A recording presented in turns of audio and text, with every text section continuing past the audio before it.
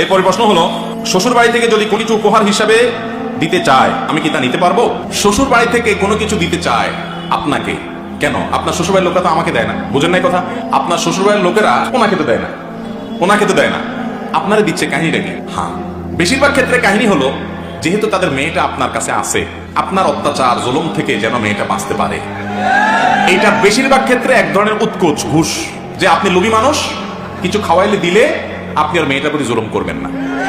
এই জন্যই বেশিরভাগ শ্বশুরবাড়ি থেকে দেয়। তবে অনেক শ্বশুরবাড়ি এরকমও আছে যে আল্লাহ তাআলা তাদেরকে অঢেল দিয়েছে, তাদের অভাব নাই, জামাই হিসাবে আপনি ভদ্র, ভালো, মায়া করে, মহব্বত করে, সেজন্য খুশি হয়ে আপনাকে দেয়, এরকমও আছে, পরিমাণে খুব কম। বেশিরভাগই শ্বশুরবাড়ি থেকে যে জামাইকে বা মেয়ের শ্বশুরবাড়িতে যে জিনিসপত্র দেওয়া হয়, এগুলোর ভিতরে কাহিনী ভিন্ন, বেশিরভাগই কাহিনী ভেজাল।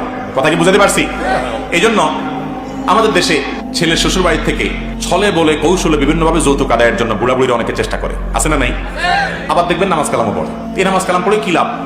যে আপনি ছেলের শ্বশুর বাড়ি থেকে যৌতুক আশা করতেছেন। যৌতুক নেওয়া, যৌতুক খাওয়া হারাম। যৌতুক খাওয়া কি ভাই? হারাম। আপনি বলবেন ওরা খুশি হয়ে দিছে, সত্যি সত্যি খুশি হয়ে দিছে কিনা আমার কাছে নিয়ে আসলে আমি বাইর করবো। সত্যি সত্যি খুশি হয়ে আর দুনিয়াতে কাউকে দেয় না, এমন বকিল মানুষ রিক্সাওয়ালাকে 1 টাকা বেশি দেয় না, আপনারা এত টাকা দিয়ে দিচ্ছে, কাহিনী কি? তাহলে বোঝা গেল বেশিরভাগ ক্ষেত্রেই ওই মেয়েটাকে খোঁচাখুচি করে আপনার মা, আপনার চাচি, আপনার বাপ, এগুলো থেকে বাঁচানোর জন্য বেচারা বাধ্য হয়ে দেয়। ঠিক না? ঠিক।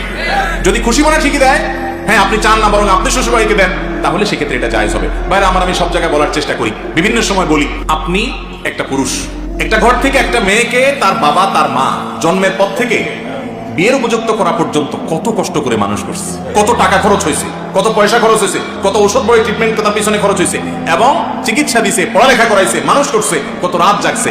এরপর সে যখন মানুষ হয়ে গেল, উপযুক্ত হয়ে গেল, প্রাপ্তবয়স্ক হয়ে গেল, বিয়ের উপযুক্ত হলো, আস্ত পুরা মেয়েটা আপনাকে দিয়ে দিছে চিরজীবনের জন্য। পড়ালেখা করাইছে বাপ মা পয়সা করে খরচ করে, এখন সে তার শিক্ষাটা দিয়ে আপনার বাচ্চা কাচ্চা পড়াচ্ছে। ঠিক না ঠিক? তার বাপ মা তার পিছনে খরচ করে তাকে মানুষ করছে, এখন কাজ করে সেবা করে আপনার বাসায় আসে, তাই না?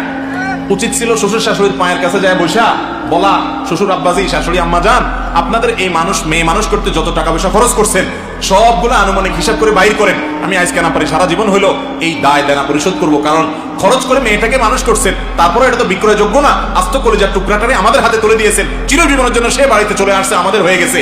এত বড় একটা নেয়ামত পাইছি আপনাদের মাধ্যমে, আপনাদের এই কৃতজ্ঞতা কখনো শুকর আদায় করতে পারবো না। সেইটা তো করেনই না, বরং উল্টা বরং মেয়ের বাপের কাছ থেকে ইনায়া বিনায়া বলেন যে ফ্রিজ তো আমার আসলে দরকার নাই, আপনার মেয়ের জন্যই দরকার।